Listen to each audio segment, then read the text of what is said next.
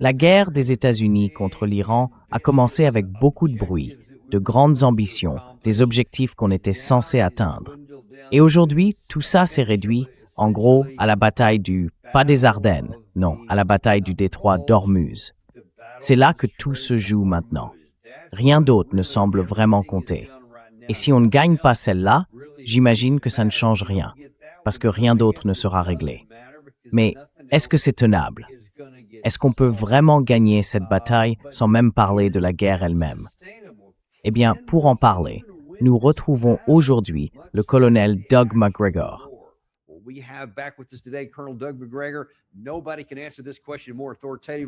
Personne ne peut répondre à cette question avec plus d'autorité que lui.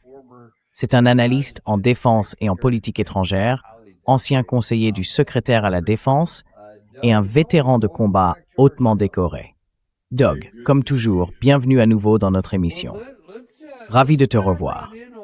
Alors, entrons directement dans le vif du sujet parce que j'aime bien commencer avec une vue d'ensemble. On parle maintenant, en gros, de la bataille du détroit d'Ormuz. Est-ce que l'Iran peut le tenir? Et est-ce que nous pouvons le leur reprendre? Parce que les négociations semblent écartées, même si on continue d'en parler. Mais selon toi, comment tout cela en est-il arrivé à se concentrer sur ce point précis?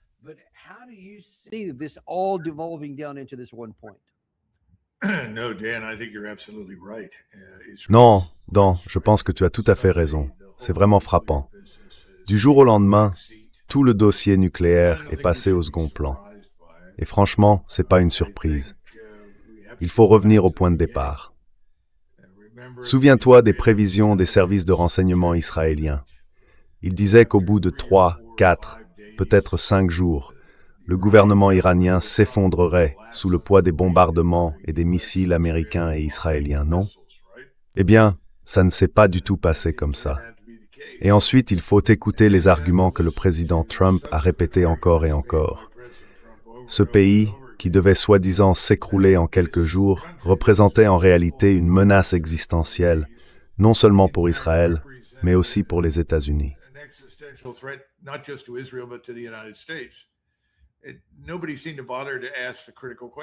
Personne ne semblait se donner la peine de poser la question essentielle.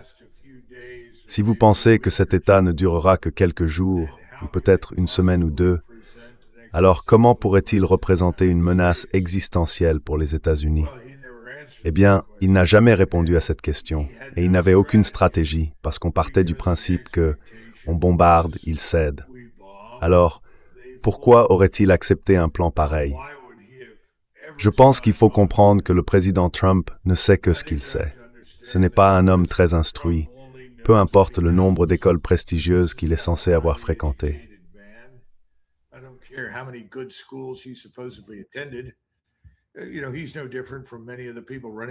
Vous savez, il n'est pas très différent de beaucoup de gens en uniforme, avec 4 étoiles, qui n'ont jamais vraiment étudié ni compris les guerres qu'ils menaient. Et quand ces attentes n'ont pas été satisfaites, eh bien, on a reculé. On est passé d'un ensemble d'objectifs à d'autres. Et à ce stade, on a pratiquement tout laissé tomber, en disant que ce qu'on veut vraiment, désespérément, c'est trouver un moyen d'ouvrir le détroit. Alors bien sûr, vous et moi, on sait que les détroits étaient ouverts avant qu'on commence à bombarder. Mais ce n'est pas ça, le sujet. Il faut que cette ouverture soit le résultat de quelque chose que Trump fait. Autrement dit, il faut que ça s'ouvre à ces conditions. Et c'est pour ça qu'il a proposé de nouvelles conditions.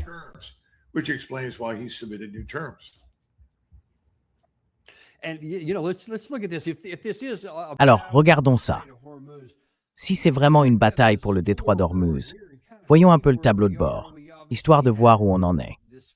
On a eu évidemment ces 40 jours et 40 nuits de bombardement pour essayer de le rouvrir. Ça n'a pas marché. Ensuite, on a eu quelques mois de blocus. Ça non plus, ça n'a pas marché. Puis on a tenté le protocole d'accord. Là, ça a commencé à fonctionner. On est monté à environ un tiers. Et puis Trump s'est impatienté et a voulu ouvrir un nouveau corridor au sud. Ce n'était pas prévu dans le protocole. Et maintenant, il est fermé. Et ce matin, on en est à une 5e série depuis le 7 juillet. 5 nouvelles séries.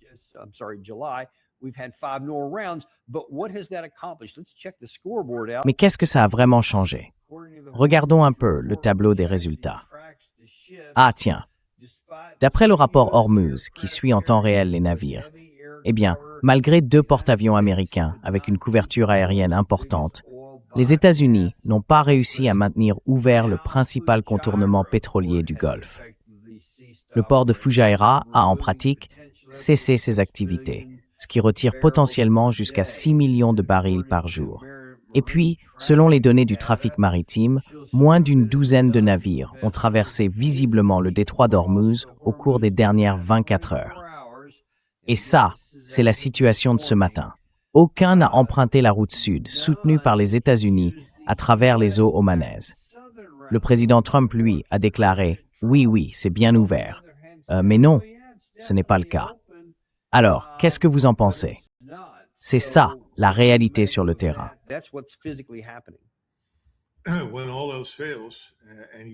Quand tout le reste échoue et qu'on n'a plus d'arguments, on ment. Voilà où on en est. Qu'est-ce qu'il peut faire d'autre? Il va mentir et dire « Non, on a réussi ». Combien de fois doit-il le répéter?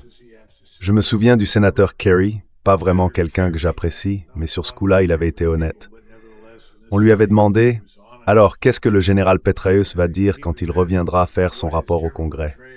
Et il avait répondu « Facile, il va dire qu'il a eu un énorme succès. » Autrement dit, la vérité n'a plus d'importance. Ce qui compte, c'est de convaincre les gens, ici aux États-Unis, à Washington et surtout à Wall Street, de croire ce qu'il veut leur faire croire.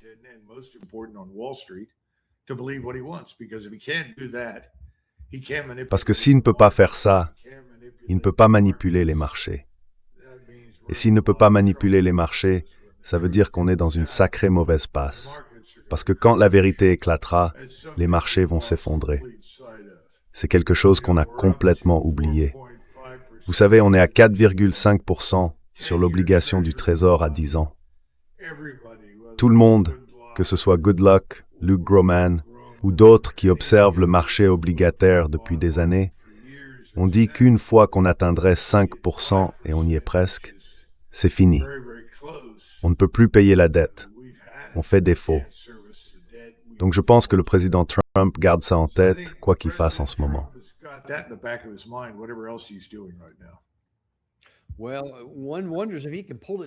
Eh bien, on se demande s'il peut vraiment le remettre au premier plan dans son esprit, parce que c'est ça, le vrai tableau de bord qui compte. Vous avez parlé du problème avec Kerry, des mensonges racontés par David Petraeus pendant la guerre en Afghanistan. À ce moment-là, on pouvait littéralement dire tout ce qu'on voulait.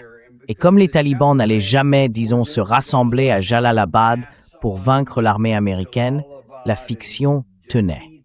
Et ça n'avait strictement rien à voir avec les marchés.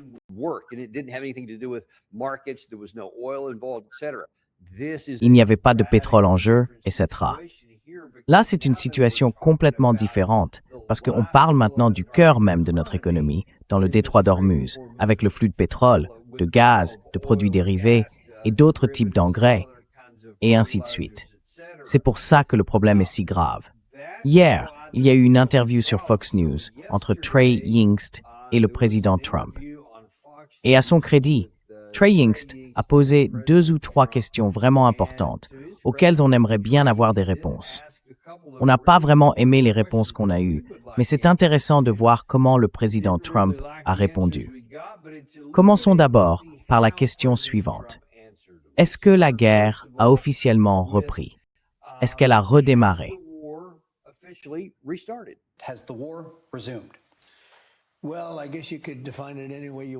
Eh bien, je suppose qu'on peut le définir comme on veut, mais clairement, on leur met une sacrée raclée.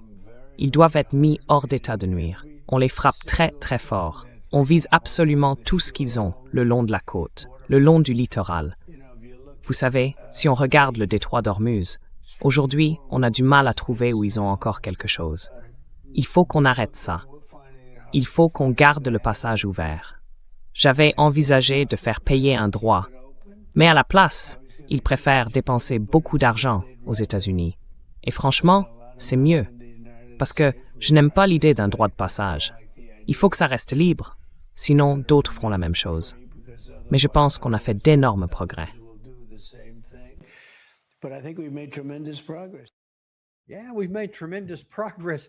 Oui, on a fait d'énormes progrès. Regardons un peu ce qu'il a dit. D'abord, il a affirmé qu'on frappait tout le long de la côte, mais cette côte fait environ 1300 kilomètres. Et comme tu l'as déjà mentionné plusieurs fois, une grande partie, ce sont des falaises rocheuses, des zones montagneuses, bref, pas des cibles faciles à atteindre. Ensuite, il a aussi dit qu'on avait du mal à trouver des cibles à frapper. Toi, en tant que militaire, qu'est-ce que ça t'inspire? Eh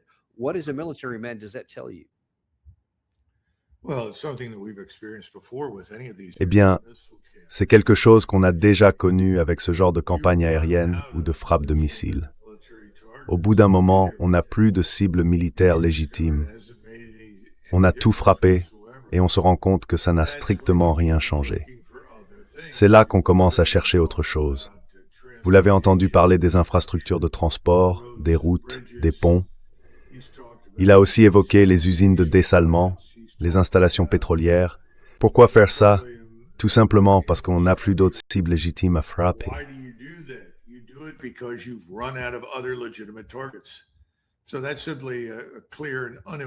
C'est donc tout simplement une preuve claire et sans ambiguïté que la campagne aérienne et de missiles n'a pas atteint ses objectifs. Rappelez-vous, tout reposait sur l'idée que si on frappait suffisamment de cibles et assez longtemps, à la fin tout le monde finirait par céder, lever les bras et dire « S'il vous plaît, arrêtez. Mettez devant moi ce que vous voulez que je signe, je le signerai. » Eh bien, ça n'arrivera pas. Parce qu'en ce moment, c'est un peu comme si on essayait de briser le rocher de Gibraltar à coups de masse. Si vous pensez pouvoir abattre le rocher de Gibraltar avec une masse, vous allez y passer un bon moment.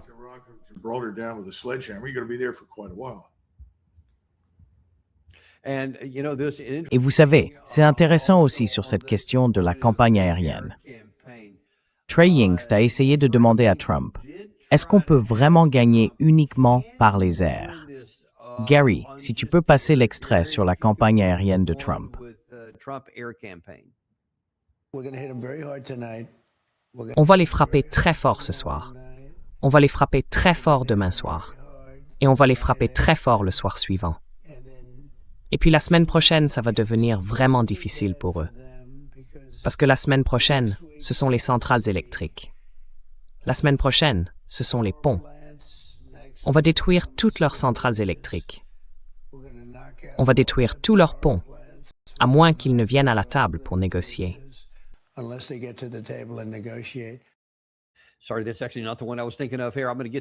Désolé, ce n'est pas vraiment à ça que je pensais. Je vais parler des ponts et du reste dans un instant.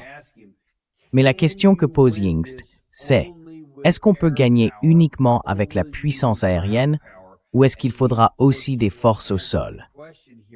Et bien sûr, il n'a pas voulu répondre à cette question, mais c'est bien là la question essentielle. On peut remonter au début, le 28 février. Mais maintenant qu'on a 40 jours d'expérience, plus ce qui s'est passé en 2025, est-ce qu'il y a une capacité, Doug? Enfin, même s'il change de tactique, est-ce que la puissance aérienne peut vraiment obtenir ce que le président Trump veut en ouvrant le détroit d'Ormuz?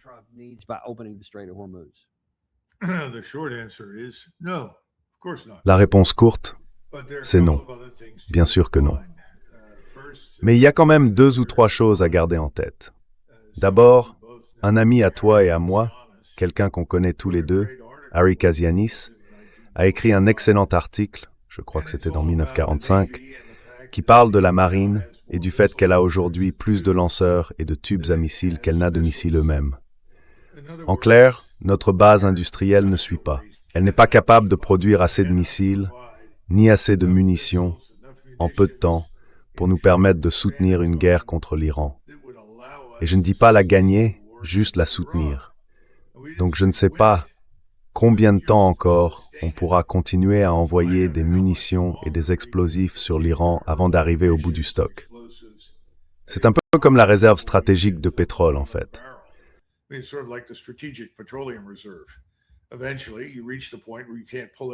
À un moment, on arrive à un point où on ne peut plus rien en tirer.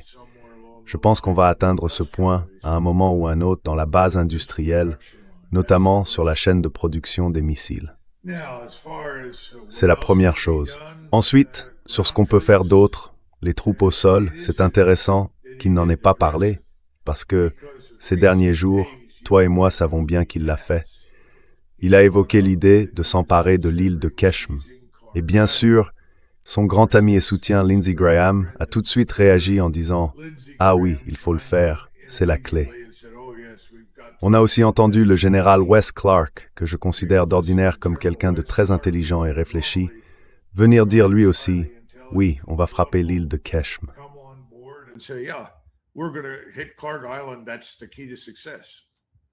C'est ça, la clé du succès. Je n'ai vu aucune preuve que ça changerait quoi que ce soit, mais c'est ce qu'il a fait. Et puis pour finir, ce grand homme, le général Mackenzie, l'architecte du retrait d'Afghanistan, s'est joint à eux et a déclaré « Oui, il faut s'emparer de l'île de Keshm. Il faut poser le pied sur le sol ukrainien, sur le sol iranien, et le garder comme monnaie d'échange. » Tu vois, dans ce genre de choses, c'est juste incroyable. D'abord, est-ce que quelqu'un a réfléchi à ce qui se passerait si on essayait d'entrer dans le sud de l'Iran ou dans le Golfe Persique? Il se ferait frapper de tous les côtés, par tout ce qu'on peut imaginer.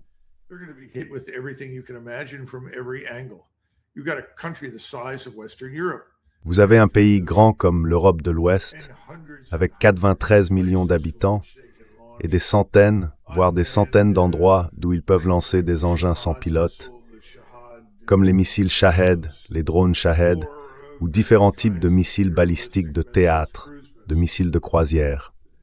Tout ça va faire des ravages. Si on a des troupes installées sur ce territoire, elles deviennent des cibles faciles.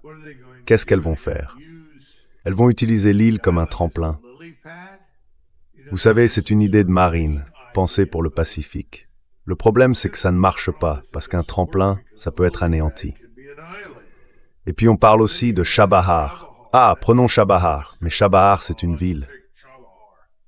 Eh bien, je pense que les Iraniens réagiraient un peu comme les Russes à l'époque, quand ils se retiraient devant Napoléon Bonaparte. Ils ont tout détruit, absolument tout, ne laissant rien aux Français.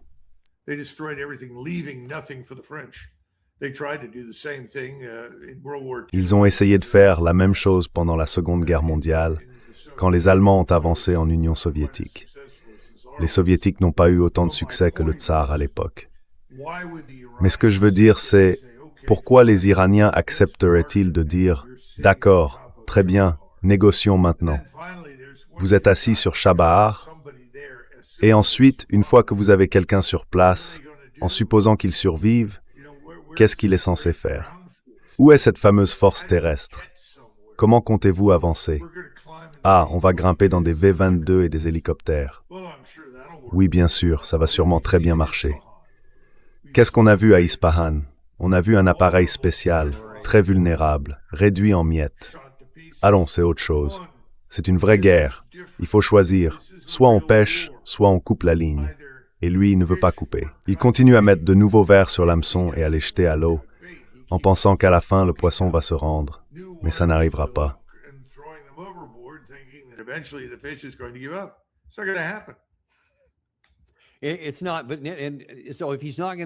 Non. Donc, s'il ne compte pas faire ça, s'il ne veut pas aller sur le terrain, c'est parce que, d'après plusieurs personnes de l'administration avec qui on a parlé, l'incident d'Ispahan l'a vraiment effrayé.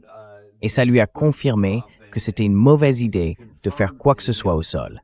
Du coup, même l'île de Karg, ça ne se fera sans doute pas. Mais il se dit peut-être, je peux tenter autre chose.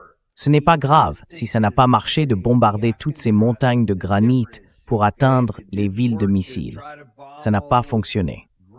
Alors pourquoi ne pas changer complètement de cible, frapper ailleurs et vraiment faire mal à l'Iran? L'idée, ce serait de les forcer à revenir à la table des négociations en détruisant leur infrastructure énergétique.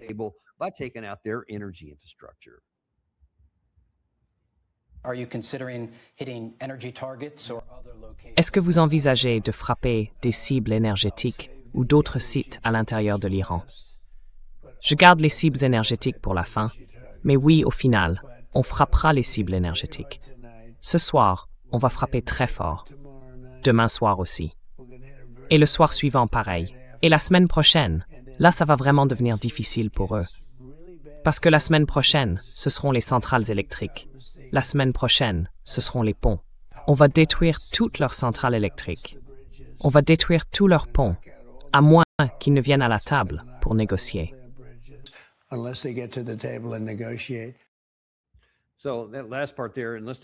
Alors, cette dernière partie, à moins qu'ils acceptent de venir à la table et de négocier, ce n'est pas ce qu'il veut dire. Il ne veut pas négocier.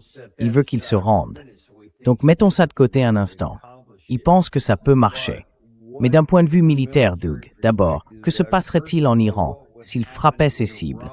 Et surtout, comment l'Iran réagirait-il en représailles?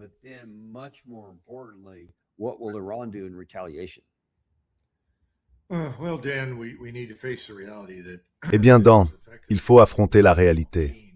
C'est en fait exactement ce que le général Keane et d'autres comme lui défendent. Autrement dit, finir le travail. Finir le travail, ça revient au fond à retomber dans la barbarie, à replonger dans le Moyen-Âge. Cela veut dire mettre l'ennemi à genoux. C'est vraiment ce qu'ils veulent dire. Et pour y parvenir, dans leur logique, il faudrait tout détruire. Le plus important, ce n'est pas seulement les infrastructures pétrolières, l'industrie et tout le reste. Il faudrait aussi détruire les usines de dessalement. C'est comme ça, selon eux, qu'on met un pays à genoux. Alors, pourquoi est-ce que ça a peu de chances de fonctionner?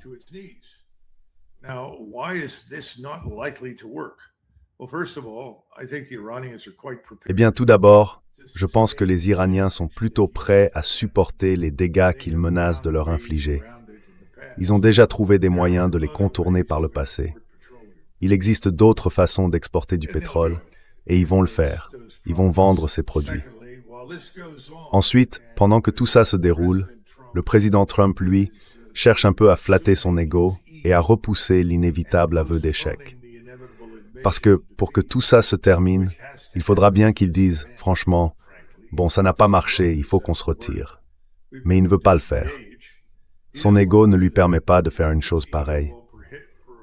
Et ça veut dire que le reste du monde regarde la situation et se dit, on est fichu. On se dirige vers une dépression mondiale et c'est bien là qu'on va.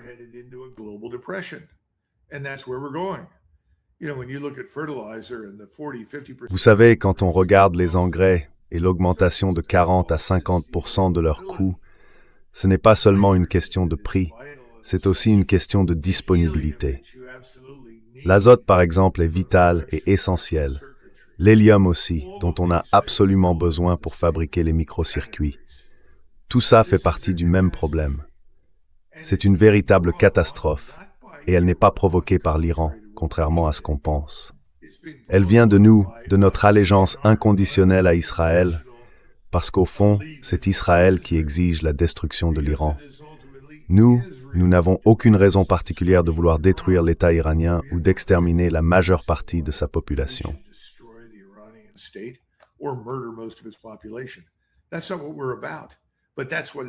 Ce n'est pas ce que nous défendons, mais c'est ce que c'est devenu. C'est exactement ce que vous décrivez.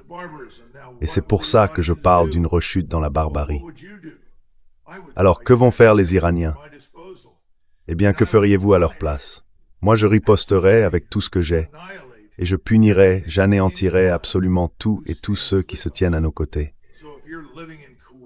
Donc, si vous vivez au Koweït, à Bahreïn, au Qatar, aux Émirats arabes unis, ou même en Arabie saoudite, préparez-vous. Parce que si vous pensez pouvoir échapper aux conséquences de la guerre de Trump et aux exigences d'Israël pour la destruction de l'Iran, vous vous trompez. Les élites qui dirigent ces pays seront balayées du pouvoir.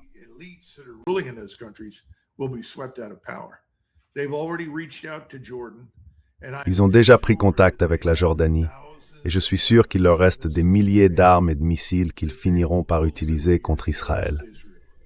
Et il n'y a pas grand-chose que nous puissions faire. On ne peut pas arrêter ça. On en a déjà parlé.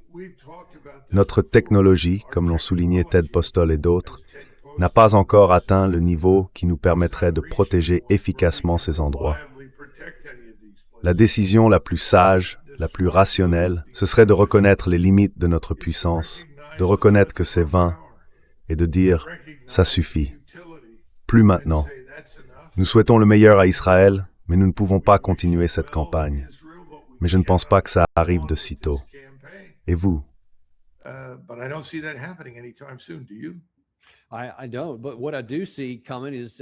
Non. Mais ce que je vois venir, c'est que l'Iran a déjà commencé à annoncer certaines de ses intentions. En plus de ce que vous venez de mentionner sur les types de cibles qu'il pourrait frapper, les mêmes genres de cibles que Trump avait dit qu'il frapperait en Iran, ils exerceraient aussi une pression sur nos alliés. Excusez-moi, mais il y a un autre élément ici, ce qu'on appelle le triangle de la mort économique.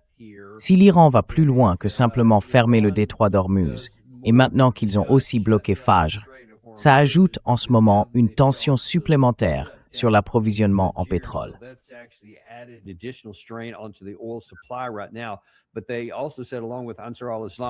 Mais ils ont aussi déclaré, avec Ansar al-Islam et les Houthis, qu'ils pouvaient fermer le détroit de Bab el-Mandeb à l'extrémité sud de la mer Rouge et même perturber le trafic dans le canal de Suez avec certains missiles Houthis.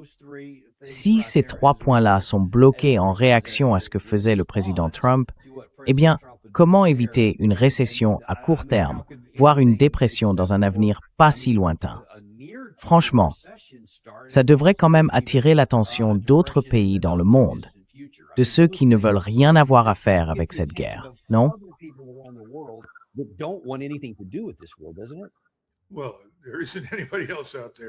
Eh bien, il n'y a personne d'autre qui veuille avoir quoi que ce soit à faire avec cette guerre. C'est ça qu'il faut comprendre. Les Chinois, les Russes, les Indiens, tous ces pays ne sont pas intéressés par cette guerre. Ils veulent qu'elle se termine. Nous, on est les seuls à encore parler de guerre. Quand on va en Asie, qu'on participe à ces conférences, vous savez, Hegseth y était récemment, il a parlé de la Chine. Et tout le monde dans la salle le regardait comme s'il avait perdu la tête. Personne n'a envie d'aller en guerre contre la Chine, ni les Coréens, ni les Japonais, ni personne d'autre. Et maintenant qu'on a montré qu'on n'est pas capable de protéger qui que ce soit, parce qu'on n'a tout simplement pas la technologie pour le faire, la vraie question c'est, pourquoi sommes-nous encore en Corée?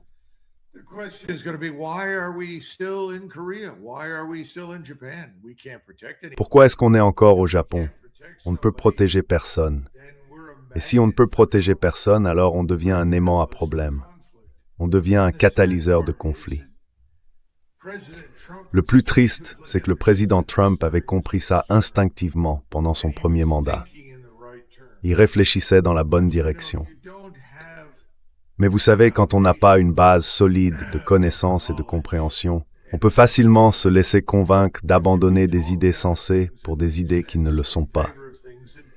Il n'y a rien de solide sur quoi appuyer ces décisions. Et je pense que c'est son plus gros problème. En ce moment, il avance en forçant le passage, en espérant qu'il se passe quelque chose, qu'un événement vienne tout bouleverser.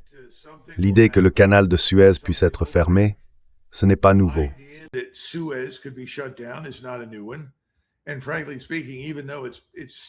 Et franchement, même si ça reste utile pour des États comme l'Arabie Saoudite et d'autres, ce n'est plus ce que c'était à cause de l'opération des Houthis. L'autre jour, je lisais des choses là-dessus parce que j'ai dû m'y plonger pour comprendre l'industrie pétrolière. Et les gens qui suivent ce secteur depuis le début disent tous la même chose. Rien n'a jamais vraiment repris. Ce n'est pas seulement le détroit d'Ormuz, c'est aussi l'accès à la mer Rouge, le passage par le canal de Suez. Tous ces points sont touchés. En fait, ce que vous faites, c'est que vous prenez un patient déjà sous assistance vitale, d'un point de vue purement économique et financier, et vous l'achevez, vous le débranchez.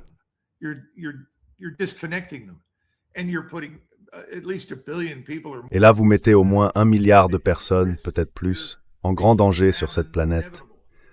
Vous rendez la famine inévitable, vous bloquez l'acheminement de la nourriture. Tout ce qu'on peut imaginer de pire est en train d'arriver à cause de cette absurdité qu'est faire la guerre à l'Iran pour le compte d'Israël. Voilà. Et il faut que ça cesse. Plus tôt ça s'arrêtera, mieux ce sera pour tout le monde. Notre monde ne va pas s'effondrer. Et des armées de radicaux islamistes ne vont pas marcher sur les États-Unis. Enfin, il y en a déjà quelques-uns ici. Pas besoin d'invasion, on les a laissés entrer. Mais le fait est que cette idée ridicule selon laquelle le monde s'écroulerait si on arrêtait tout ça, c'est faux.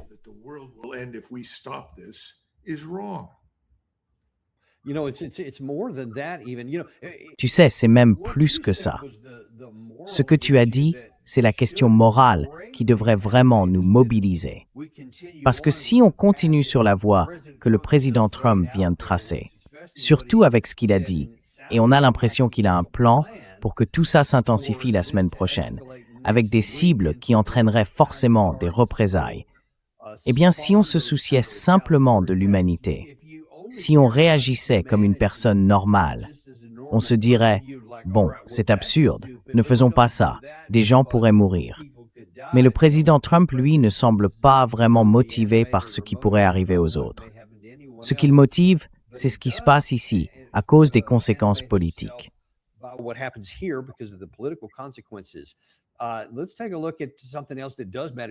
Regardons autre chose qui compte vraiment. Vous en avez parlé tout à l'heure, à propos de la réserve stratégique de pétrole. Alors, d'après les chiffres du 3 juillet, donc il y a presque 2 semaines, on voit que même à ce moment-là, elle était déjà complètement à sec. Donc aujourd'hui, c'est encore pire. C'est le niveau le plus bas de nos stocks depuis 1923, non? Plus précisément, depuis le 20 mai. Au 3 juillet, on était à 319 millions de barils, et le plus bas jamais enregistré, quasiment depuis la création de la réserve, c'était en 1983. Et maintenant, on est presque sûrement encore en dessous.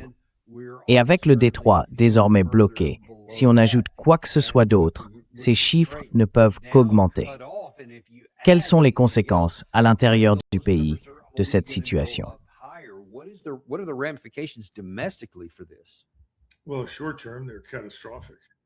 À court terme, c'est catastrophique. Les gens ne vont pas seulement voir les prix grimper à la pompe. Tout va devenir plus cher, parce qu'on sait bien que le pétrole est au cœur de tout ce qui fait fonctionner notre civilisation moderne. Il alimente les camions, il permet la fabrication des emballages, des plastiques. On pourrait continuer longtemps dans. Donc oui, c'est catastrophique. La vraie question c'est, est-ce qu'on a complètement arrêté d'exporter du brut? Est-ce qu'on a cessé d'exporter des produits raffinés comme l'essence ou le diesel? Je ne sais pas, il faut que je vérifie. C'est vraiment important de le savoir. À mon avis, si ce n'est pas encore fait, ça le sera. Et il faut rappeler qu'on a exporté énormément vers le Japon, mais aussi vers la Grande-Bretagne. Et la Grande-Bretagne en ce moment est dans une situation terrible.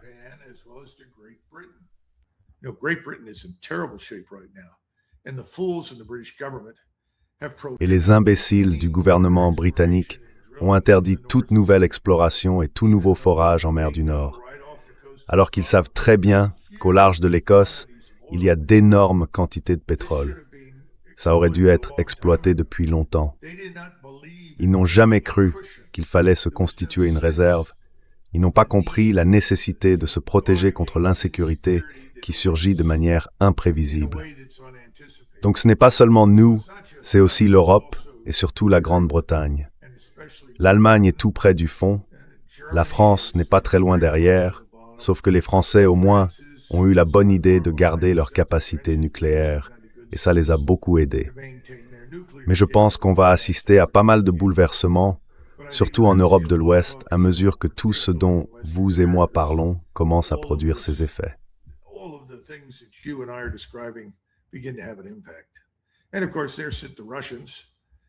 Et bien sûr, il y a les Russes. Eux, ils sont prêts à faire des affaires, mais ils ne vont certainement pas en faire avec des gens qui continuent d'armer les Ukrainiens. Et d'ailleurs, quand on dit les Ukrainiens, c'est un abus de langage. Combien de soldats ukrainiens sont vraiment sur le terrain? Les derniers chiffres de pertes que j'ai vus sont tout simplement catastrophiques. À chaque fois qu'ils envoient quelque chose sur le front, les Russes le détruisent. C'est comme une énorme tondeuse qui avance lentement, jour après jour, toujours un peu plus loin. Bientôt, elle n'aura plus d'essence, ou plutôt plus d'herbe à tondre. Et je crois que c'est exactement ce qui se passe en Ukraine. Personne ne semble s'en inquiéter. Ce serait pourtant une grande avancée si on mettait fin à tout ça, mais personne ne veut le faire.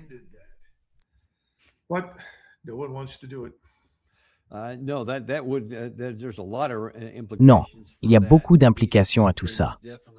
Ces deux éléments ont clairement une continuité entre eux, et tout cela exerce une pression négative sur nos perspectives économiques futures. Je vais revenir sur la partie concernant l'Ukraine dans un instant. Mais avant ça, il y a un dernier point que je veux examiner, qui pourrait aussi motiver le président Trump. La situation intérieure, en raison de ses résultats politiques. Il y a un autre aspect, c'est sa vie personnelle. La semaine dernière, il a publié sur Truth Social qu'il avait donné des instructions disant que, s'il était assassiné, 1000 missiles s'abattraient sur l'Iran et détruiraient tout, que cela anéantirait leur pays, et tout ce genre de choses. Il a précisé que si quelque chose lui arrivait, les ordres étaient déjà donnés, et que cette riposte aurait lieu. Et puis aujourd'hui même, certaines de ces inquiétudes, ce n'est pas celui-là, c'est celui-ci.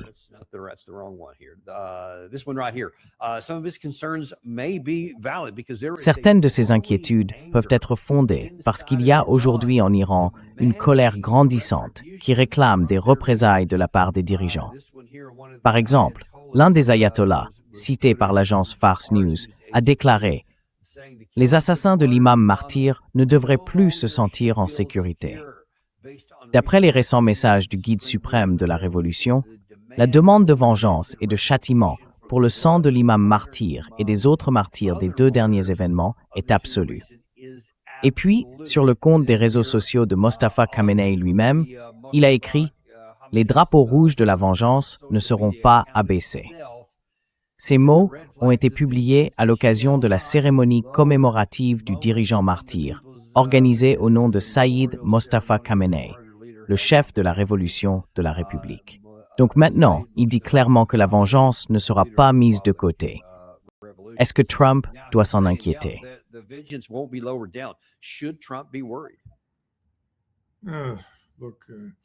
Écoute, Dan, c'est frustrant pour moi, parce que tu te souviens, quand on était dans le Golfe, il y a eu cet échange entre le général Franks, qui commandait le 7e corps, et je crois, 3 ou 4 sous-officiers.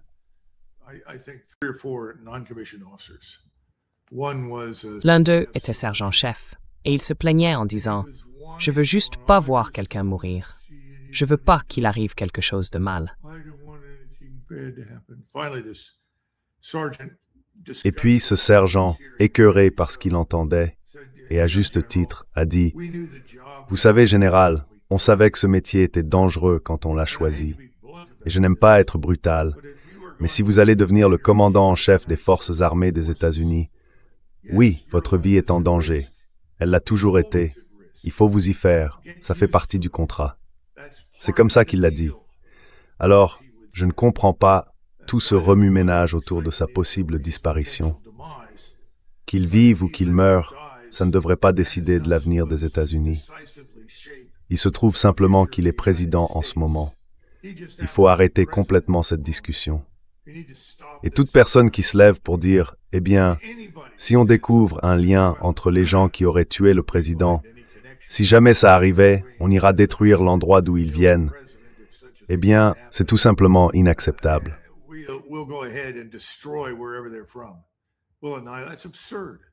C'est absurde. C'est complètement insensé. Et ça pousse à faire des choses stupides. Le pire exemple qui me vient tout de suite à l'esprit, c'est l'assassinat de l'archiduc d'Autriche, le prince héritier, celui qui devait remplacer l'empereur. Il n'y avait aucune raison d'envahir la Serbie. Envahir la Serbie n'allait rien changer. Ça n'allait certainement pas ramener qui que ce soit à la vie. Et punir toute une population n'allait pas les rendre plus favorables. C'est juste stupide. Il faut qu'on sorte de cette logique. Et Trump, lui, est complètement déconnecté de la réalité. Je ne pense pas que ce soit une révélation pour qui que ce soit. Mais c'est bien le cas. Et franchement, son ego a atteint un niveau d'irrationalité inédit. Je suis très mal à l'aise d'en parler, je pense qu'on ferait mieux de se taire à ce sujet. comfortable talking about that. I think we ought to shut up about it. And we ought to understand that people right now are very emotional. Il faut bien comprendre qu'en ce moment, les gens en Iran sont très émus. Et c'est normal, on va entendre ce genre de réaction. Mais on doit sortir de cette logique qui consiste à entretenir la haine, à entretenir la violence, à la prolonger, au lieu de chercher comment y mettre fin. Comment on arrête ça? Parce que si les choses continuent sur cette trajectoire, d'autres finiront par être entraînés dedans. Et tout le monde me dit, mais Doug, explique comment ça pourrait arriver. Eh bien, je ne sais pas vraiment. Je ne peux pas dire avec certitude ce qui pousserait d'autres grandes puissances à s'impliquer, mais ce serait une grave erreur de croire que tout le monde restera éternellement spectateur, sans rien faire. Ne tentons pas le destin. Enfin bref, désolé de me lancer dans un discours, mais je trouve ce genre de bêtises vraiment écœurant.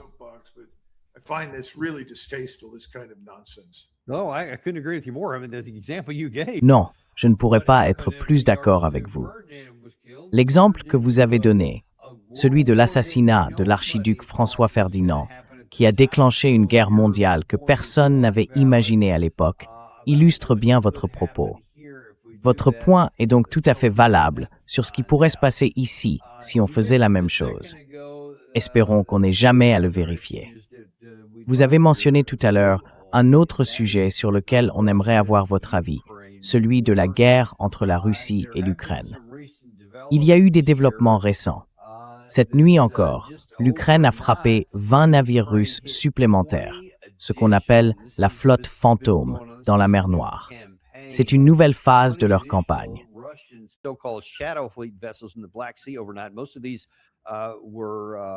La plupart de ces navires étaient des bâtiments civils.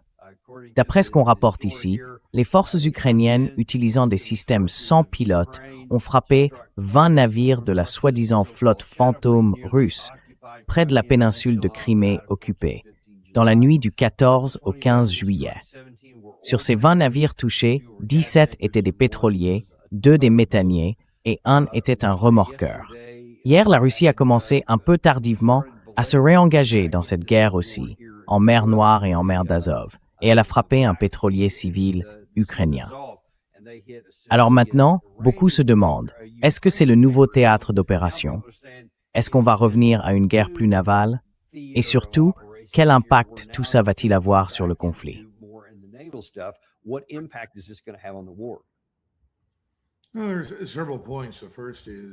Il y a plusieurs points. D'abord, personne ne devrait se bercer d'illusions en pensant que ce genre de frappe va sauver l'Ukraine de la défaite ou que cela va changer le cours de la guerre. Tout ça, c'est absurde. L'Ukraine est malheureusement condamnée à la destruction. Et puis, il y a un deuxième aspect. Les Ukrainiens ont profité de cibles en mer qui étaient relativement difficiles à défendre dans la marine russe. Vous savez, ça rejoint certaines discussions qu'on a eues récemment quand on parlait avec Joe Kent. Les Russes ont énormément appris. Leurs forces terrestres se sont adaptées de façon remarquable. Si on regarde ce qui se passe le long de la ligne de front, là où les combats sont les plus intenses, on voit clairement que les troupes russes ont appris à faire face à ces systèmes sans pilote.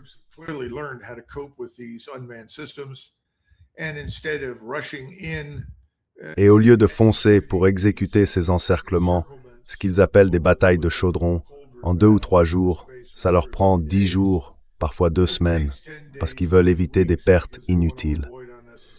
Et ils savent très bien que ceux qu'ils affrontent n'ont aucune chance. Donc c'est très délibéré, très méthodique, et ça fonctionne. Au final, ils détruisent de plus en plus sur le terrain. Ce qu'ils n'ont pas fait, en revanche, c'est regarder la réalité en mer Noire. Quand on va dans ces ports de Crimée ou n'importe où, le long de la côte russe de la mer Noire, il est très difficile de protéger ces navires qui restent à l'ancre.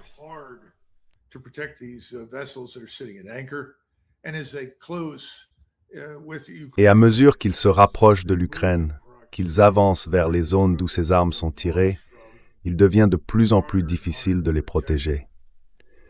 Ils vont devoir ajuster certaines choses là-bas. À mon avis, il va y avoir des têtes qui vont tomber dans les forces navales russes. Si je devais faire une prédiction, je dirais que c'est une certitude absolue parce que ce genre de situation ne devrait tout simplement pas se produire. Mais au final, il faut bien comprendre qu'un jour, tout ça va se terminer. Et ça se terminera avec la Russie qui contrôlera Odessa. Ça se terminera avec la Russie qui contrôlera Kharkiv. Et ça se terminera avec la Russie qui contrôlera ce qu'ils appellent la Nouvelle Russie. Les Russes, eux, n'ont aucun intérêt à posséder l'ouest de l'Ukraine.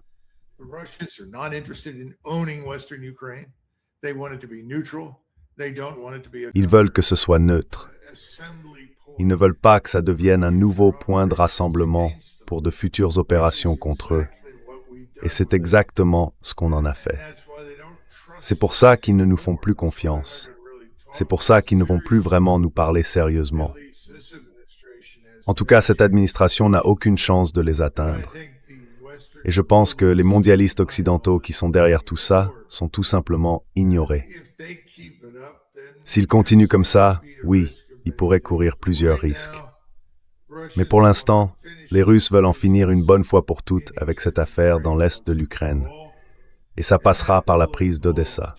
Quand ils décideront de le faire, je ne peux pas le dire avec certitude, mais ça arrivera.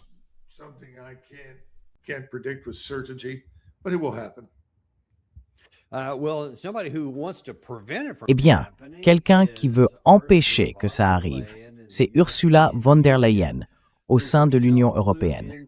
Elle-même s'est rendue à Kiev aujourd'hui et elle a tenu une grande conférence de presse avec le maire, le président Zelensky, à la suite de sa conversation avec le président Trump lors du sommet de l'OTAN, il y a quelques jours. Et Zelensky était plutôt en verve. Voici ce qu'il a déclaré.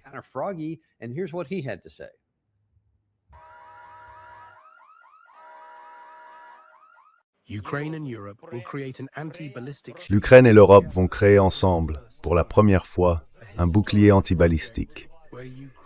C'est un projet historique, où l'Ukraine n'est pas simple observatrice, mais l'un des acteurs principaux, rassemblant des pays et les plus grandes entreprises de défense d'Europe. Le projet Freya a été lancé. Nous ferons tout pour construire un système antibalistique européen en unissant toutes les capacités antibalistiques du continent, afin que le ciel de nos nations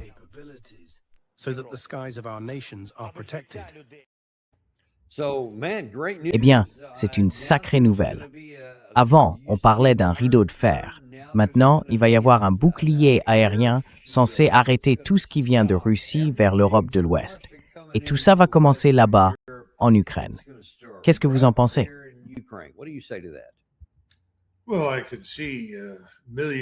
Eh bien, j'imagine mal des millions d'Européens faire la queue pour confier leur premier enfant à Zelensky, juste pour qu'ils puissent vendre leurs organes et accumuler l'argent dont il a besoin pour construire cette idée absurde. Ça n'arrivera pas. Vous et moi, on le sait très bien. Rappelez Ted Postol. Il y en a beaucoup d'autres comme lui, des physiciens, et ils vous diront tous que, tant qu'on n'aura pas réussi à briser les lois de la physique, à comprendre comment dépasser les lois des mathématiques fractales, et à développer le type d'énergie nécessaire pour faire fonctionner ces faisceaux de particules, eh bien, on n'y est pas. À moins qu'on invente, vous savez, la téléportation de Bill Shatner, son fameux Beam Me Up, ou les boucliers qu'il active à chaque fois qu'il est à bord de l'Enterprise, on en est encore très loin. Et sans ça, quoi que vous installiez, ça ne marchera pas. On peut le saturer, le submerger, et ça les Russes l'ont bien compris. En ce moment, ils défendent un front d'au moins 1000 milles. Et si vous regardez bien, ils ont été remarquablement efficaces pour arrêter la plupart des systèmes sans pilote, des missiles, des drones et tout le reste qu'on leur envoie.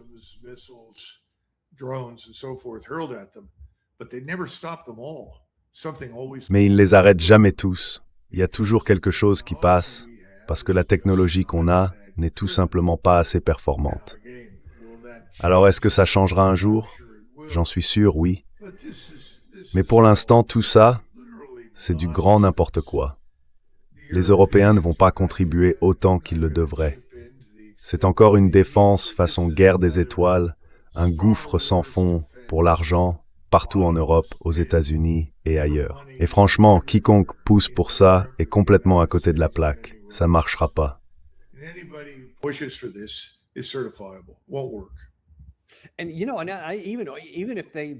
Et vous savez, même s'ils veulent rêver à tout ce délire façon William Shatner, dans le meilleur des cas, on parle d'un horizon de 3 à 5 ans avant que ce projet puisse produire ses soi-disant formidables missiles intercepteurs. Mais où est la logique? Est-ce que ces gens pensent vraiment qu'ils peuvent continuer à se battre encore 3 à 5 ans en attendant que ce nouveau bouclier antimissile voit le jour? Well, it's not a question what they think. Eh bien, c'est pas une question de ce qu'ils pensent, I know. mais de ce qu'ils croient. We talked about this before. Toi et moi, on le sait, on en a déjà parlé. Il faut à peu près 10 ans du début à la fin pour construire une nouvelle armée. C'est le temps qu'il nous a fallu pour nous remettre de la guerre du Vietnam. La force que nous avions en 65 était complètement anéantie. Il a fallu tout recommencer. Ça voulait dire que tout devait changer, d'une manière ou d'une autre. Ce n'était pas un résultat parfait, mais le résultat, c'est ce que tu as vu en 1990 et 91. Aujourd'hui, on est dans une situation assez similaire. Les gens ne comprennent pas ce qu'il faut pour atteindre le niveau de capacité militaire dont ils parlent. Tout le monde croit qu'il suffit d'aller au supermarché du coin, chez Aldi, chez Lidl, chez Giant, tu vois, de regarder les rayons et d'acheter de la défense antimissile, des satellites ou des chars furtifs qui deviennent invisibles. Mais non, les gens ne savent pas. Ils n'ont aucune idée de ce que ça demande. People don't know. They don't have any understanding. And that's the fault of our educational Et ça, c'est la faute de notre système éducatif. Mais les politiciens, eux, n'ont aucun intérêt dans la vérité. Ils investissent en permanence dans la fiction. Vous avez sans doute vu ce film magnifique, Waterworld. Vous savez, il y a Dennis Hopper, qui est aujourd'hui décédé, qui soulève une petite fille avec une carte dessinée dans le dos et qui dit « Voilà la carte vers la terre ferme ». Et tout le monde applaudit. Puis il ajoute « La terre ferme est à portée de main. Maintenant, ramez ». Et tout le monde se met à ramer, encore et encore. Et là, quelqu'un finit par demander « Mais, tu es sûr de ça ?» Et il répond « Qu'est-ce que ça peut faire ?» Ils rameront bien 2 semaines avant de se rendre compte que je raconte n'importe quoi. Eh bien, malheureusement, je crois que c'est exactement ce genre de mentalité qui fonctionne terriblement bien en politique en Occident. Il suffit de leur dire ce qu'ils veulent entendre, et il faudra des semaines avant qu'ils réalisent que tout ça, c'est du grand n'importe quoi. Just tell them whatever you need to, and it'll be weeks before they figure out it's a lot of nonsense. Et d'ici là, il y aura sûrement une nouvelle absurdité. Une autre chose qui se passe en ce moment, et pas seulement en mer d'Azov avec ses frappes contre les navires, c'est qu'il y a aussi des mouvements dans les pays baltes. Là-bas, on entend de plus en plus de voix accuser la Russie en disant qu'elle va nous envahir, qu'elle va envahir l'Europe de l'Ouest. Cette question a été posée à Dmitri Peskov ce matin, et voici ce qu'il a répondu.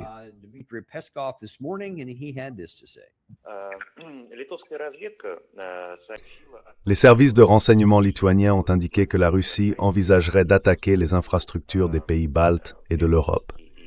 Dans ce contexte, le président lituanien Gitanas Nausėda a appelé à renforcer la sécurité des sites d'infrastructures essentiels. Comment réagissez-vous à cette nouvelle série d'accusations et de soupçons venant des pays baltes?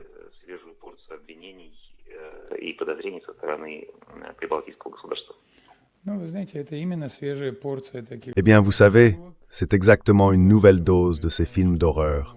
Des films faits pour continuer le lavage de cerveau et préparer la population à une militarisation encore plus poussée. Pour ça, il faut créer l'image d'un ennemi dans un autre pays, en l'occurrence dans le nôtre. Et sous ce prétexte, comme on dit, continuer à déployer des infrastructures militaires dans les pays baltes. Продолжить подтягивать в страны Прибалтики военную инфраструктуру. Je ne sais pas si tu pouvais lire tout ce qu'il y avait en bas. Mais, en résumé, on lui a demandé ce qu'il pensait de l'affirmation selon laquelle la Russie s'apprêterait à attaquer l'Europe de l'Ouest, voire même les pays baltes. Et de façon assez ironique, il a presque répondu une version de ce que tu viens de dire. En gros, c'est faux. Ils disent ça juste pour se créer un ennemi. Et cet ennemi, c'est nous. Mais selon lui, ce n'est pas dans leur intérêt. Mais tu vois, Doug, je me pose quand même la question. Si, à force de répéter ça, les pays occidentaux commencent à envoyer plus de troupes allemandes dans les pays baltes, à renforcer la défense antimissiles, à déployer davantage de moyens de l'OTAN, est-ce qu'on ne risque pas de créer une prophétie autoréalisatrice? Est-ce que la Russie ne finirait pas à un moment par se sentir obligée d'agir dans les pays baltes?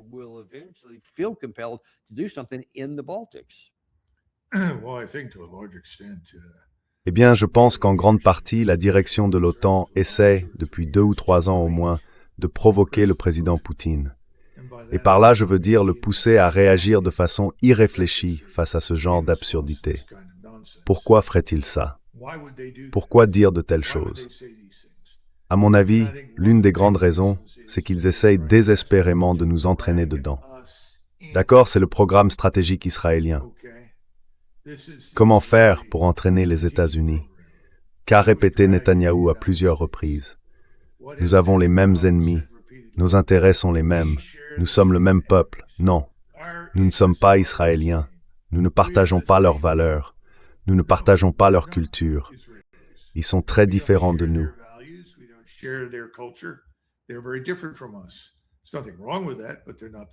n'y a rien de mal à ça, mais ce n'est pas la même chose. Nous ne partageons pas les mêmes ennemis. En réalité, nous n'avons pas besoin d'en avoir beaucoup, voire pas du tout. C'est ça, le grand génie de la République américaine et des fondateurs qui l'ont comprise il y a 250 ans. Il n'y a aucune raison pour que nous ayons ces ennemis. Donc la plus grosse erreur que, selon moi, Poutine pourrait commettre, ce serait de se laisser entraîner dans quelque chose. Et en ce moment, c'est bien ça le danger. Pas tellement que quelqu'un dans les États baltes soit assez stupide pour tirer des missiles sur la Russie. Mais ils ont été imprudents, dans la mesure où ils ont permis aux Ukrainiens d'utiliser leur territoire et leur espace aérien de temps en temps pour frapper des cibles en Russie. Grosse erreur.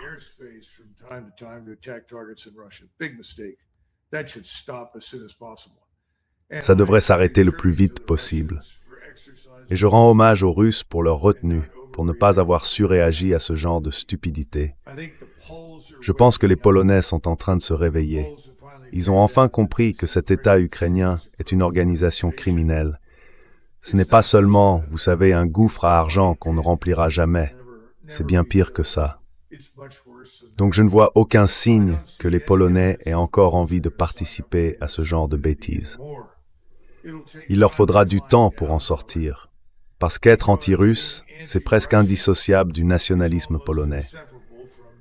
Vous voyez, c'est un peu comme les nationalistes irlandais qui devaient être anti-anglais pour être des nationalistes irlandais.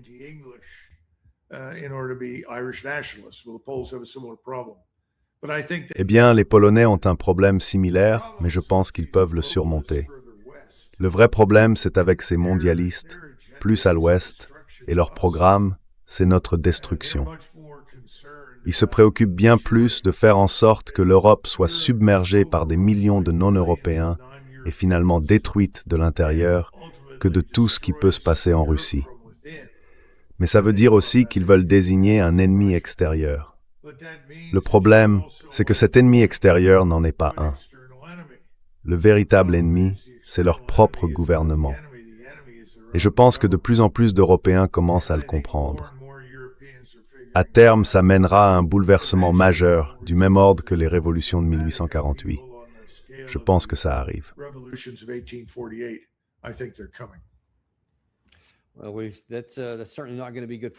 Eh bien ça, c'est sûr que ce ne sera bon pour personne. Vous savez, c'est intéressant, le président Poutine, vous parliez de savoir s'il va rester ou pas. Il a fait un discours devant un public, je crois que c'était hier, où il semble, et ça rejoint un peu ce que vous disiez, qu'il va se montrer un peu plus patient.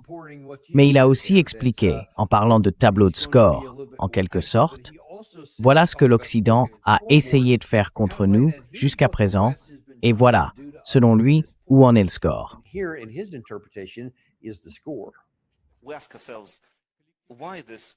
On se demande pourquoi cette partie russophobe de l'Occident collectif nous combat.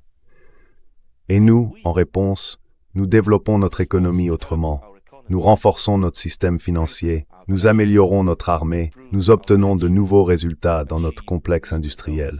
Nous avançons, nous progressons, nos gars, nos troupes avancent. Comment cela se fait-il? Eh bien, c'est grâce à vous, grâce à vos efforts.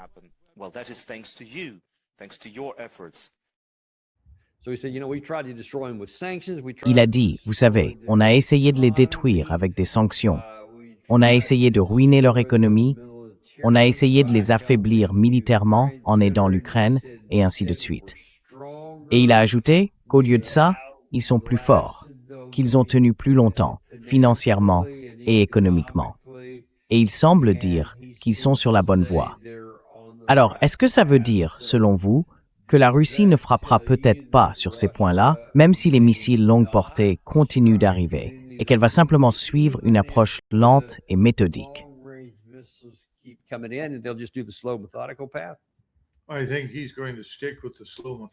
Je pense qu'il va continuer sur cette voie lente et méthodique, parce que c'est sa manière de faire celle qu'il préfère.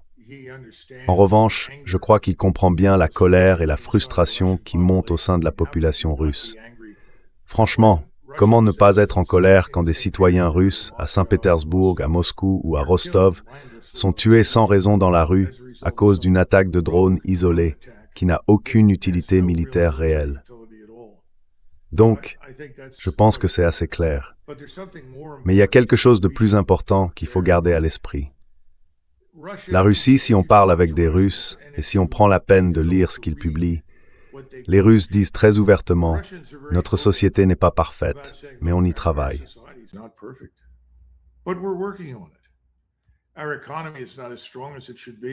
Notre économie n'est pas aussi solide qu'elle devrait l'être, mais on y travaille.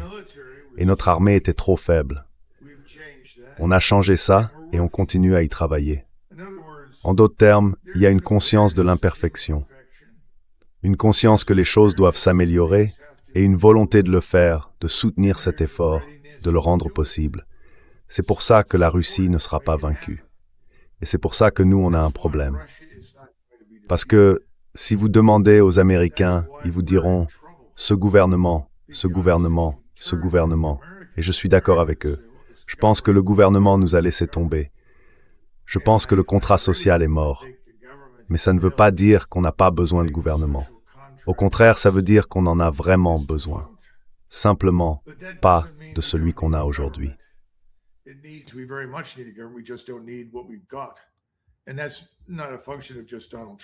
ce n'est pas seulement une question de Donald Trump. C'est tout le système qu'on subit depuis plus de 30 ans. On peut faire face à ça. Les Américains doivent comprendre que ça doit changer et qu'on en est capable. On peut vraiment faire la différence.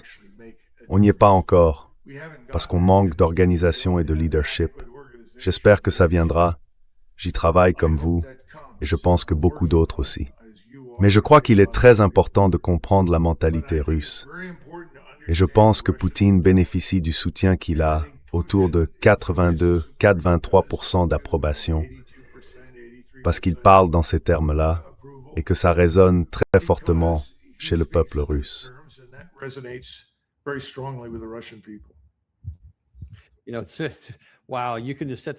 Franchement, c'est incroyable. On n'aurait pas pu imaginer une situation plus mal ficelée, d'une certaine façon. Vous parlez du fait que les Russes sont conscients de leurs imperfections et qu'ils essayent d'y remédier dans plein de domaines différents. Et ensuite, vous comparez ça avec les États-Unis. Eh bien, justement, j'ai quelques exemples à ce sujet, dans les quelques minutes qu'il nous restent. Regardons simplement ce qui se passe chez nous. En ce moment, on essaie d'obtenir, d'abord, pour la loi de financement de la défense, un budget de 1 500 milliards de dollars. Une hausse énorme en une seule année, puisqu'on part déjà d'un budget d'1 trillion, ce qui est déjà bien au-dessus de tous les autres pays. Mais apparemment, même ça, ce n'est pas suffisant. Maintenant, on essaie d'ajouter discrètement un supplément de 350 milliards par-dessus. Et écoutez bien l'explication donnée par le président de la Chambre, Mike Johnson.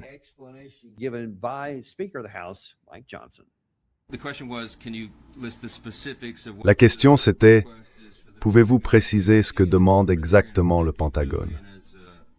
On a vu que la requête dépasse les 350 milliards de dollars, et une partie de ces fonds est destinée à des transformations profondes, pour changer la dynamique du département de la Défense et le rendre plus efficace, plus performant.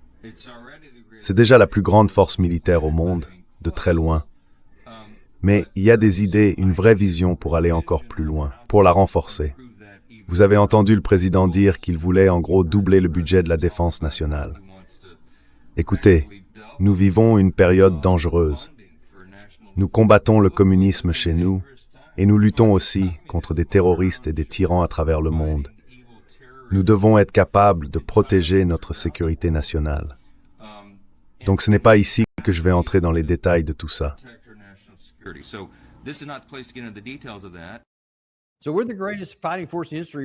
Alors, on est la plus grande force de combat de toute l'histoire. Personne n'est même proche, répète le président Trump. Bon, si ce n'était pas le cas, pourquoi est-ce que je dépenserais encore un demi-billier, plus 350 milliards par-dessus ça? Et tu sais, Doug, j'aimerais avoir ton avis là-dessus. Parce que pour moi, on dirait qu'on cherche des monstres à abattre, juste pour pouvoir justifier tout cet argent.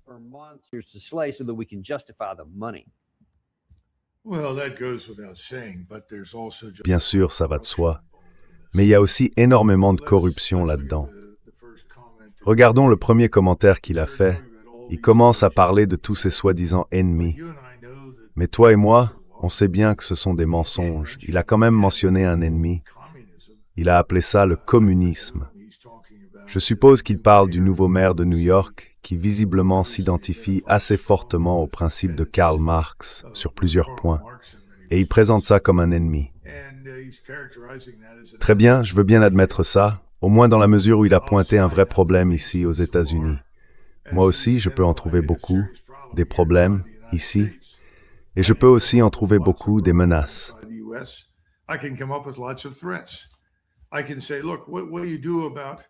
Je peux dire, écoutez, que ferez-vous pour la majorité des jeunes hommes et des jeunes femmes entre 20 et 40 ans aux États-Unis qui n'arrivent pas à trouver un emploi? Et ceux qui en ont un, qui gagnent un peu d'argent, ne touchent pas plus de 60, 70, 80 000 dollars par an. Une fois qu'on a payé le loyer, les courses, l'essence, et qu'on subit l'inflation, il ne reste plus rien. Autrement dit, on n'a pratiquement pas d'économie. À mes yeux, c'est une menace existentielle pour la République. Je pense qu'il y a plus de 50 millions de personnes vivant aux États-Unis qui ne sont pas nées dans ce pays. C'est un vrai problème. C'est une part de la population plus importante que jamais dans notre histoire. Et ce n'est pas anodin.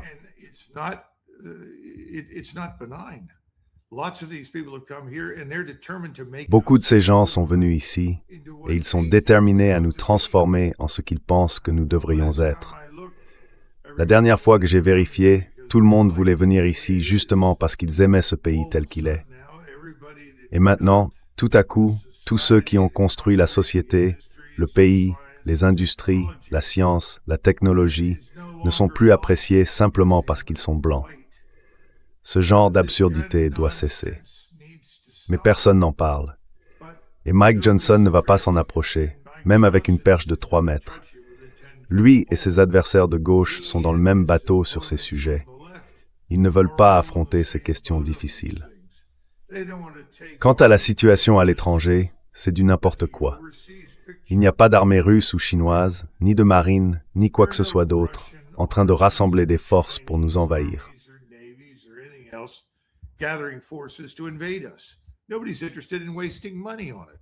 Personne n'a envie de gaspiller de l'argent là-dedans. C'est pour ça que toutes ces affirmations en Europe sont complètement absurdes. Les Européens ne veulent pas dépenser des fortunes pour construire une immense armée censée envahir la Russie. Il n'y a aucune raison d'envahir la Russie. Et la Russie n'a pas envie de les envahir non plus. C'est du n'importe quoi. Et quelqu'un doit avoir le courage de le dire clairement. Mais vous vous gavez à la mangeoire. Cette mangeoire à Washington, elle est énorme. C'est une montagne de boue et tous les cochons s'y sont précipités. Ils veulent continuer à se nourrir et ils dépendent d'un gouvernement qui les entretient. Et soit dit en passant, ce gouvernement ne nous nourrit pas, nous. La population à 90% n'en tire aucun bénéfice, sous aucune forme. 10% de la population possède tout et dépense tout l'argent.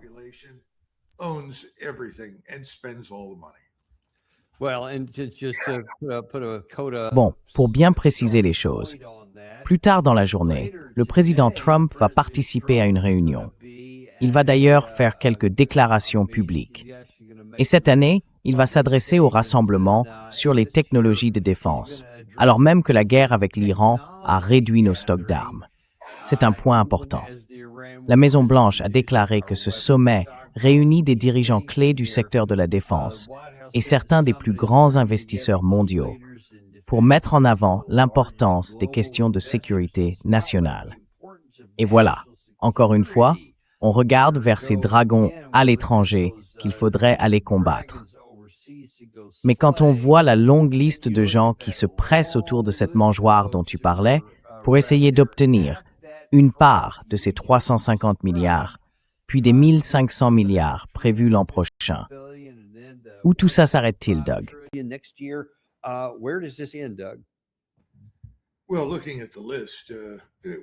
Eh bien, quand on regarde la liste, on sait tous qui est Jamie Dimon.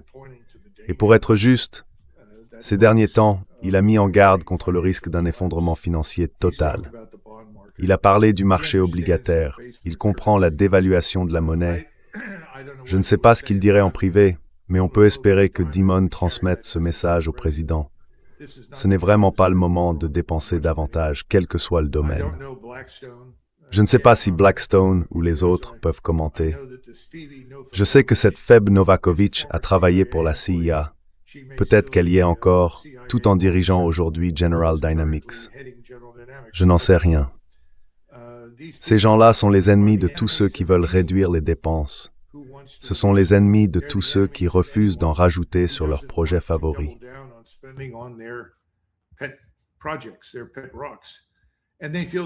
Ce sont des pierres de compagnie. Et ils se sentent dans leur bon droit. Ils font partie de cette élite qui vaut des millions, voire des milliards de dollars, la classe Epstein comme on l'appelle. Ce sont eux qui dirigent. Et c'est ce qu'ils veulent. Nous, on ne dirige rien. On n'a aucune influence. Vous savez, c'est là qu'on se rend compte que, même si j'aurais pas voté pour Mamdani à New York et que je n'aime pas beaucoup de choses qu'il dit, au fond, il dit la vérité sur la classe Epstein. Et il n'est pas le seul. Il faut qu'il y ait un terrain d'entente entre les deux camps dans ces débats. Parce qu'il faut qu'on mette un terme à tout ça. On va pas s'en sortir si on continue comme ça. Vous et moi, et beaucoup d'autres, on parle de ces problèmes depuis des années. On approche du point de non-retour.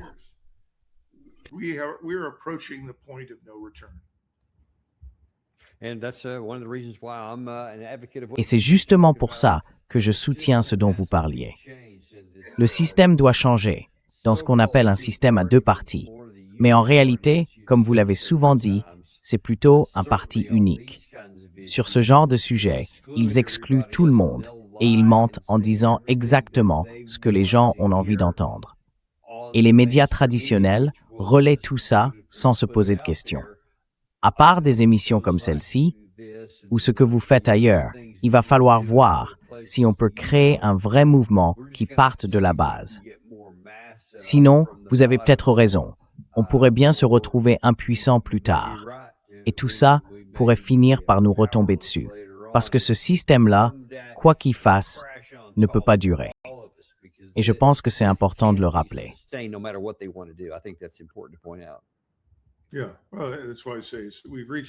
Oui. Eh bien, c'est pour ça que je dis qu'on a atteint un point de non-retour. Un pas de plus, et on tombe dans l'abîme, là où on n'a plus aucun contrôle. Et ce serait une erreur. Et ça, c'est très important aussi. Les gens sur cette liste pensent qu'il ne peut rien leur arriver de grave. Ils se trompent. Et la leçon de l'histoire est très claire. Si on regarde les grands événements révolutionnaires, la Révolution française, les révolutions de 1848, la Commune de Paris en 1871, on voit trois choses qui mènent à ces affrontements sanglants entre la population, le gouvernement et les élites au pouvoir. La première, c'est la dette. La dette est toujours l'ennemi. La dette détruit. La deuxième, c'est la tromperie. Le fait de ne pas dire la vérité. La dette et la tromperie. Ces deux choses sont vraiment, vraiment essentielles. Et enfin, la dernière, c'est l'effondrement total de la confiance dans les institutions, dans les organes de gouvernement et dans les élites qui les dirigent.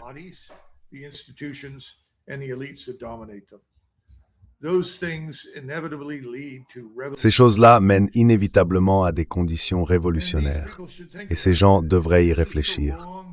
Ce n'est vraiment pas le moment d'alourdir encore la dette. Ce n'est pas le moment non plus de dépenser davantage pour ces catastrophes à l'étranger. Ce n'est pas le moment d'étendre cette soi-disant puissance hégémonique dont nous pensons jouir dans le monde. Et bien sûr, il y a aussi le risque de perte à l'étranger. D'ailleurs, ce sont justement ces pertes, combinées à la dette, aux mensonges, à la corruption et à la décadence des élites qui ont conduit à la Révolution française. Nous devons comprendre tout cela. Nous ne sommes pas à l'abri. Nous ne sommes pas une exception. Nous sommes humains, et toutes les sociétés humaines souffrent des mêmes maux. La différence entre nous et les autres, c'est que nous avons beaucoup de gens qui savent ce qui se passe, beaucoup de gens qui comprennent, mais qui n'ont rien fait pour l'arrêter.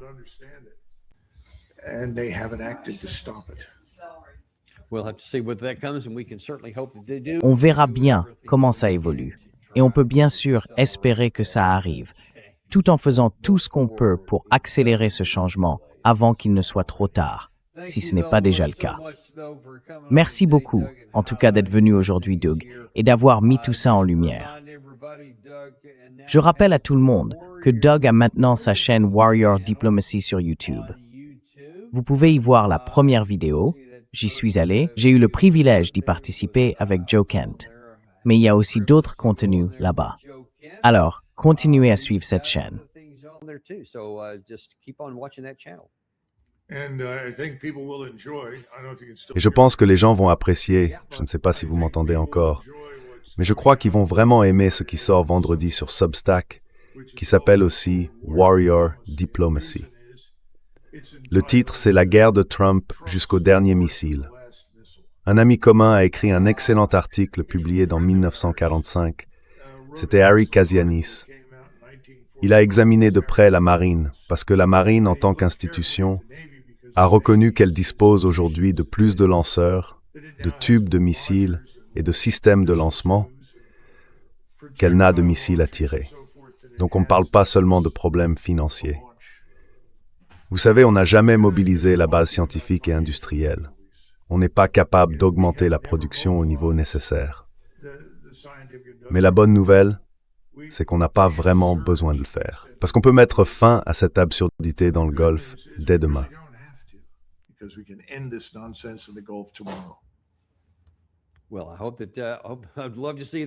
Eh bien, j'espère que oui. J'aimerais vraiment que ça arrive. On va devoir attendre et voir comment ça se passe, et j'ai hâte de lire ton Substack demain. Merci d'avoir mis ça en avant, on a hâte de le découvrir. Et on vous apprécie aussi, vous tous. On sera de retour ici dans environ 1 heure, un peu moins, avec l'ancien Commodore Steve Jeremy, qui va parler des bombardements américains sur l'Iran tous les jours. Où est-ce que ça mène? Est-ce que ça peut vraiment servir à quelque chose? On verra ça tout à l'heure. Et il a publié de nouveaux articles avec des infos qu'on n'a vues nulle part ailleurs. On a hâte de découvrir ça. À 14h30, dans le Daniel Davis Deep Dive. Vous savez, on n'a pas de sponsor, parce qu'on déteste vous assommer avec des pubs. Moi, je n'aime pas ça. Alors, montrez-nous un peu de soutien. Abonnez-vous, mettez un like et partagez ça avec quelqu'un qui compte pour vous.